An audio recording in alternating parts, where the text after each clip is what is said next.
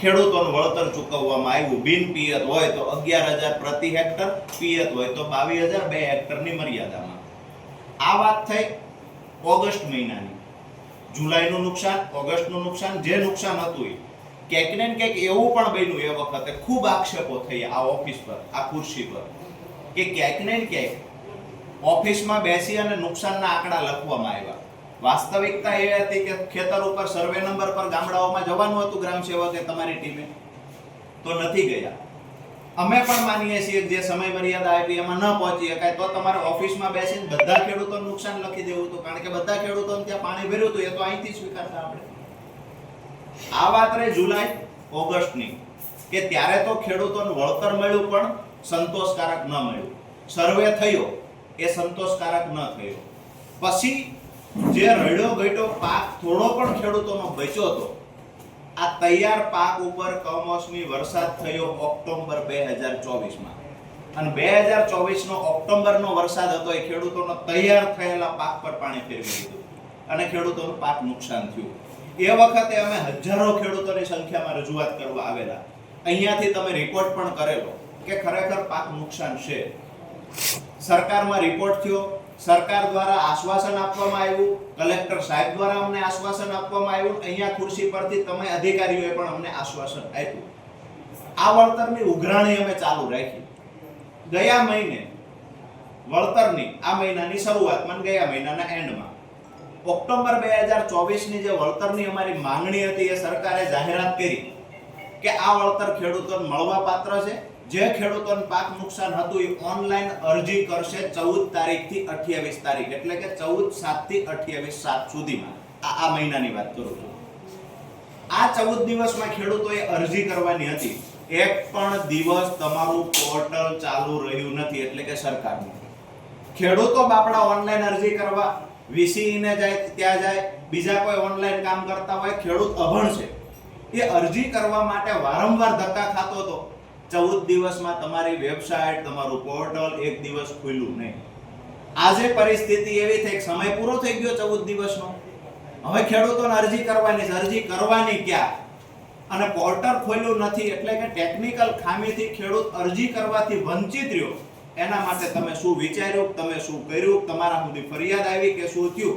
આ તમે બંને સાહેબો પાસે હું અપેક્ષા રાખીશ કે મને પોઝિટિવ જવાબ મળે.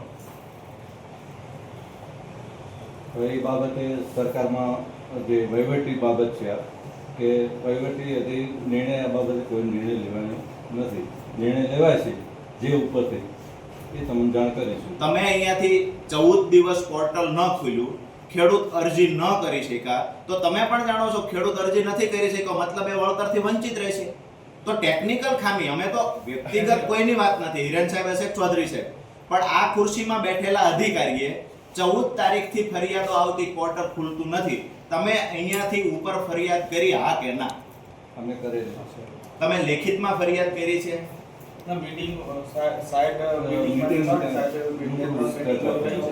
રૂબરૂ ચર્ચા થઈ, લેખિતમાં નથી થઈ. નથી આવેલું. પહેલી વાત તો એ છે કે તમે જે 14 દિવસનો સરકારે સમય આપ્યો એ 14 દિવસમાં ખેડૂત અરજી નથી કરી શક્યો, પોર્ટલ નથી ખુલ્યું. આ તો તમે બંને સાહેબો સ્વીકારો છો?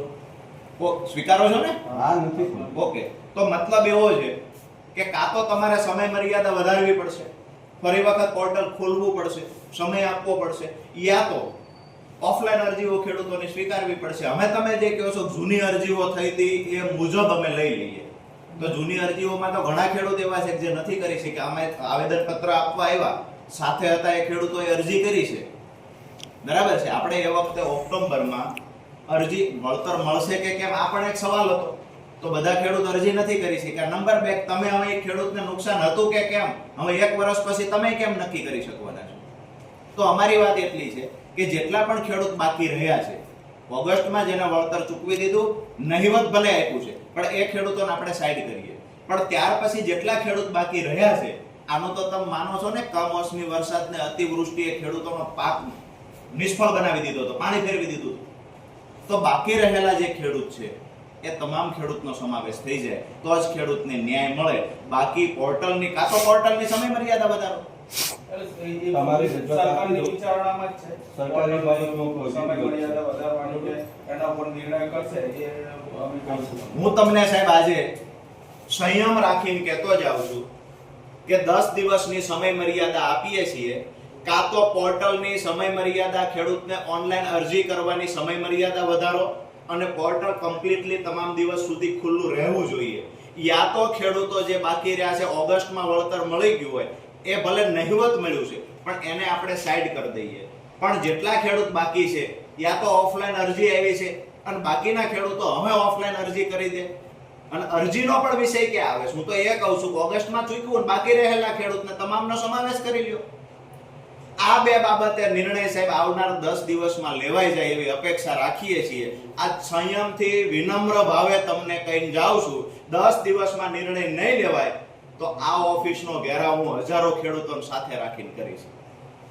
હું નથી ઈચ્છતો અમારું તમારું અને પોલીસનું ઘર્ષણ થાય આવું હું બિલકુલ ઈચ્છતો નથી, પણ જો ખેડૂતોને તમારી સિસ્ટમના ખામીથી જો ખેડૂતો વળતરથી વંચિત રહેશે તો 100% ઘર્ષણ થાય તોય ભલે થાય અને આ ઓફિસમાં બેસી જાવ. ચાર એવા દ્યો ભાઈ, આ ઓફિસમાં બેસી જવું પડે તો ભલે બેસી જઈએ, તમારું કામ પણ ડિસ્ટર્બ ન થાય એટલે વિનંતી કરીએ છીએ કે અહીંયાથી ઉપર સરકારમાં જે રજૂઆત કરી હોય તમારા લેવલથી લેખિત રજૂઆતો ચાલુ કરી દેજો.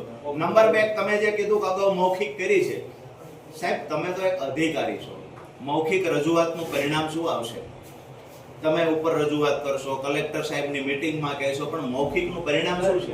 સાહેબ મીટિંગમાં સાહેબ જતા હોય ને એટલે મૌખિક રજૂઆત હું 10 દિવસ પછી તમારી પાસેથી હિસાબ માંગીશ. તમે જે લેખિત રજૂઆતો કરી હશે ને આ લેખિત રજૂઆતોના કાગળ તૈયાર રાખજો. હું 10 દિવસ પછી આવું ત્યારે મને આ જવાબ ન દેતા, કારણ કે હું પણ ક્યાંક ને ક્યાંક એવું માનું છું કે સામે બેઠેલા વ્યક્તિની ઉંમરનો મલાજો જાળવીએ.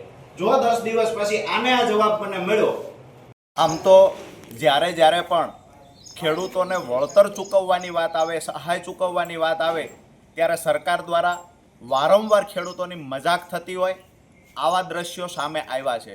ખાસ કરીને ગયા વર્ષે જ્યારે 2024માં ખેડૂતોએ 3 વખત કુદરતી આફતનો સામનો કરવો પડ્યો. જુલાઈમાં અતિવૃષ્ટિ થઈ, ઓગસ્ટમાં અતિવૃષ્ટિ થઈ અને ઓક્ટોબર 2024માં કમોસમી વરસાદના કારણે ખેડૂતોના પાક પર પાણી ફરી ગયું. મહત્વની વાત એ છે કે જુલાઈ અને ઓગસ્ટમાં જે પાક નુકસાન થયું એ બાબતે હજારોની સંખ્યામાં ખેડૂતોએ જિલ્લા ખેતીવાડી અધિકારી હોય, કલેક્ટરની ઓફિસ હોય, ખેડૂત આગેવાનોએ સરકારમાં ખૂબ રજૂઆતો કરી, જેના કારણે ક્યાંક ને ક્યાંક ખેડૂતોની જે માંગણી અપેક્ષા હતી એ મુજબ તો વળતર ન મળ્યું, પણ નહિવત વળતર અમુક ખેડૂતોને ચૂકવવામાં આવ્યું. ત્યારબાદ જે ઓક્ટોબર 2024માં તૈયાર થયેલા ખેડૂતના પાક પર જ્યારે પાણી ફરી વળ્યું ત્યારે ફરી વખત ખેડૂતોએ રજૂઆત કરી, તો ત્યારે સરકાર દ્વારા ખેડૂતોને આશ્વાસન આપવામાં આવેલું કે ઓગસ્ટમાં જે ખેડૂતોને સહાય મળી છે એ ખેડૂતોને બાદ કરતા બાકી રહેલા ખેડૂતોને ઓક્ટોબર 2024માં જે નુકસાન થયું છે એનું વળતર ચોક્કસથી આપવામાં આવશે. વારંવાર આ કચેરીએ જિલ્લા ખેતીવાડી અધિકારીની કચેરી સુરેન્દ્રનગર હોય, અન્ય જિલ્લા ખેતીવાડી અધિકારીની ઓફિસ હોય, નિયામકની ઓફિસ હોય, ગાંધીનગરમાં પણ વારંવાર રજૂઆતો થઈ. અંતે આ મહિનાની શરૂઆતમાં સરકાર દ્વારા જાહેરાત કરવામાં આવી કે 2024 ઓક્ટોબરમાં જે નુકસાન હતું એ ખેડૂતોને વળતર ચૂકવશું, પણ 14 જુલાઈથી 28 જુલાઈ સુધી પોર્ટલ ખોલવામાં આવશે. જે ખેડૂતોને પાક નુકસાન થયું છે એ ખેડૂતોએ પોર્ટલમાં અરજી કરવાની છે. દુર્ભાગ્યની વાત એ છે કે વિશ્વગુરુ બનવાની વાતો કરનારા આ ભારત દેશની અંદર, આ ગુજરાતની અંદર જ્યારે પોર્ટલ પર ખેડૂત અરજી કરવા જાય છે 1 પણ કલાક પોર્ટલ ખુલતું નથી. ખેડૂતો ધક્કા ખાઈને બાપડો સાંજે ઘરે પાછો જાય, નિરાશ થઈને પાછો જાય.